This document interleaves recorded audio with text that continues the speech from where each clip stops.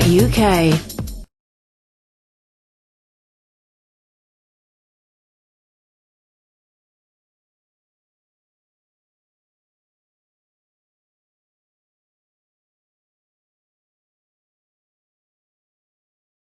was born in 1973, but sadly it was not a normal birth. I came out head and shoulders, so my windpipe was crushed by my chin tight against my chest. Basically I was stillborn, as in no life. However, the doctors did everything they could to revive me, and they did, but not after until 8 minutes. My parents started to worry after 9 months. I couldn't sit and keep my balance. So they sought advice. 3 months later I was diagnosed with cerebral palsy and a sense of humor to boot. But more on that later, hee. Anyway, as I was saying, I was diagnosed with a disability. This is where it all started. I went to a special nursery for physically handicapped kids. Then after that I went to a special primary school and secondary school. They were special because I attended them, hee. The secondary school was the best thing that happened to me. It taught me a lot about being independent, about looking after yourself, and the best of all, about women. Oh a lot. Seriously, it helped me a lot to get me ready for later life. While I was there, I became a popular guy. People knew me even if they only just met me. Even some strangers knew me, hee. Let's say I was easy to get on with, even the women, but that is another show, hee. I played football, snooker, games, even went to the leisure center there. Anyway, after I left school at 17 years old, I went to Coventry. No, not like that, but went to college there. I'm not going to lie, I hated it there, being away from home, and away from my girlfriend. I quit college after 6 months. But before I did, my big break was when I designed a 14-level shoot-'em-up game. While I was at college in 1991, aged 18, studying business and information technology, I programmed this shoot-'em-up in my spare time. I needed testers, so I arranged for my Commodore 64 to be rigged up in the college refectory for people, mainly male, to play the game for a day. The response was unbelievable. About 98% liked it. Some wanted a copy of the game, but the game wasn't finished, and I had big plans for the game. As I received a good response, I decided to make a 1-level demo and send it to big game publishers such as Ocean, Alternative, Domark, and a few others. 3 weeks went by and I didn't receive any replies. My studies were more important, and this new venture was just an extra bonus. While I was studying, a letter was waiting in my pigeonhole. It was from Chris Price, the games manager at Alternative Software. He thought my game had potential, so much that he told me to slightly improve it. It took a few weeks for the game to be of a good enough standard. Chris sent a fax to myself explaining the royalties. I could have made £9,500 from this deal, but, however, Alternative Software pulled the plug on the deal. They wouldn't tell me as to why, and no one signed any contracts. If the deal was a dead certainty, who'll know what would have happened to my career as a games programmer. After that, I sold the game to the college students for £2 a copy. After I left college, I bought an Amiga 500 Plus and took a long break from education. During this time, I started up a bulletin board system, a BBS, with his trusty 14,000 baud modem called Quantum Leap. People could transfer files from and to my Amiga's 160 megabytes hard drive. In them days, 520 megabytes sounded a lot. After a year, I brought an Amiga 1200 and a 33,600 modem. I didn't do anything until 1996, well, worthwhile anyway. In 1996 I went back to college, but near where I lived. I studied business foundation level for 1 year and successfully passed with flying colors. I progressed onto business intermediate level the following year and successfully passed with flying colors. I progressed onto business advanced level for the next following 2 years and successfully passed with flying colors again. But in 1997 is when I first proved everyone wrong. I started driving lessons in my own adapted car. Had lessons for about 5 months, applied to do my theory test, which then was multiple choice questions. I only got 2 wrong. Was so chuffed with myself, so was my mother. Then shortly after I applied for my test, guess what? I passed first time. That day was the happiest day of my life. I truly did something for myself, made the people who love me proud, and made myself to become independent. So that was that. After that I found the dreaded internet. Back in them days you only had up to 33.6K or 56K dial-up speed. How did we cope? Yes. The internet is now a big part of my life. I actually am glad I tried it all them years ago. In 1999, I studied information technology. Do you know about networks and stuff? Back in them days it was all Windows 3.1 and Windows 95. Learned about programming with Visual Basic version 3, which was kind of easy to pick up seeing as I used Basic as a teenager. Learned some web design, basic HTML, but not enough, as I liked. We had to do a web design project for a business trading company, which was a good experience to encounter. I partnered with a friend and did this project. It was only a basic design, nothing that I design these days, but we came second out of the class. Even the company liked our design, so much so that they offered me to design their real website for them. Sadly, I turned them down, because my studies were more important. However, it did feel good being asked to take on a proper project. It made me very humble and glad to be alive.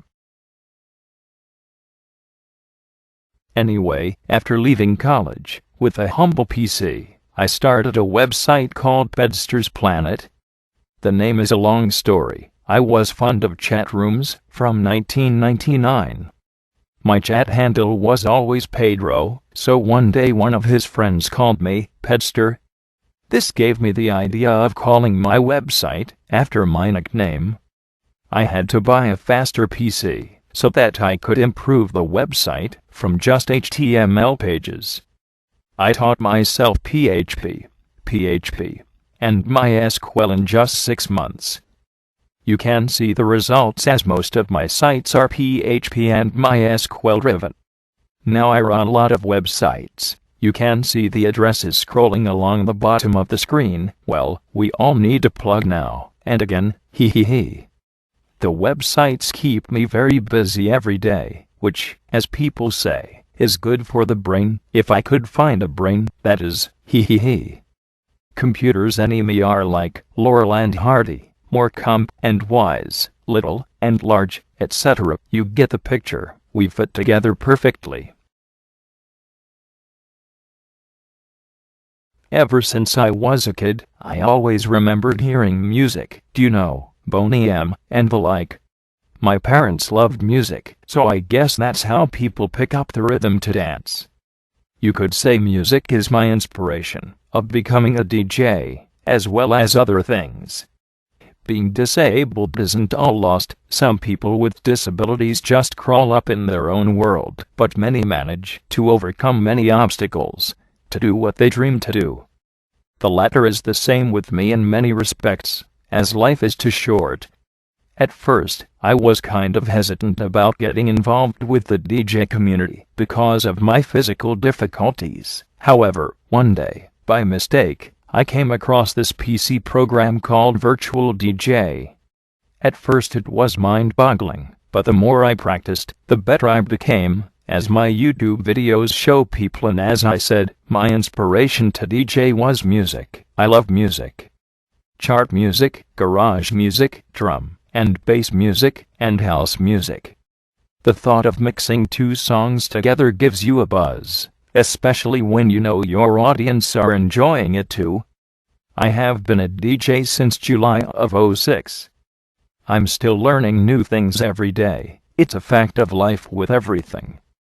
As I have a physical disability, my DJ technique is different to the rest. Instead of decks, I use my PC. I have cerebral palsy, which, as other things, has burdened me full use of my hands. Instead of decks, I use a program called Virtual DJ, which has all the same things as the decks and a mixer. As my hands have limited dexterity, I use my nose to type 60% of the time. So, I use my nose to control the program's controls. I find it quicker. Not a lot of people knows that. Now I DJ from my bedroom, broadcasting to the world via the internet.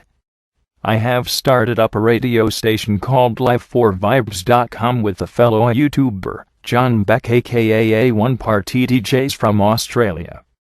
I started it up because I was getting turned down from many other stations I applied to.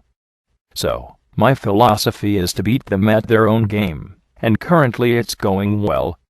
All our DJs are from all over the world, broadcasting from home, hence our slogan, where DJs play from home.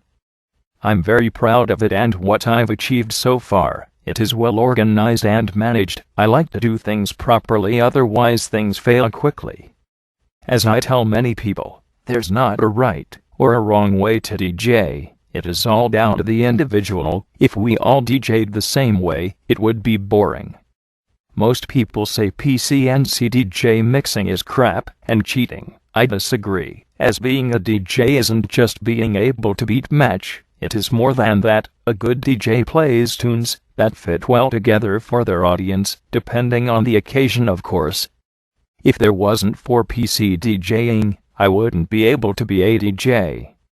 Each individual is entitled to their opinions, of course, which, if you see my comments on my YouTube videos received, you'll see the mixed views. Saying all that, I would love to be able to use decks and mixers. Currently, I'm looking for people and manufacturers to maybe work with me to design a custom mixer for people with disabilities. A lot of other YouTubers have contacted me who have various disabilities, saying that they wouldn't be able to do what I'm doing, maybe due to the difficulties. I am wanting to change all that, to provide some support for these people, to achieve their goals. Maybe offer them help and advice, even tutorials on the virtual/PC side of DJing. Although I don't claim to know everything, like most people, it would be a very interesting project to take on. So watch this space. My conclusion is, you can do whatever you set your mind to, regardless of any complications you might have. For example, I'm a human being.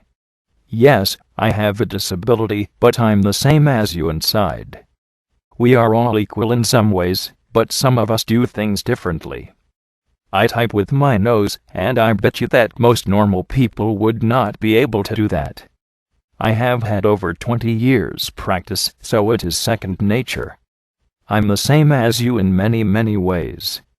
I can think the same as you, can eat like you, drink like you, see like you, breath like you, sleep like you, and even have a bit of how's your father, like you, he.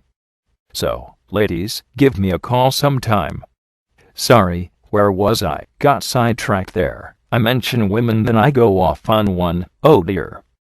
Anyway, what really annoys me about people is when they are patronizing. Do you know, speak to me as though I am deaf or an absolute idiot. Just because I cannot talk. This happens a lot.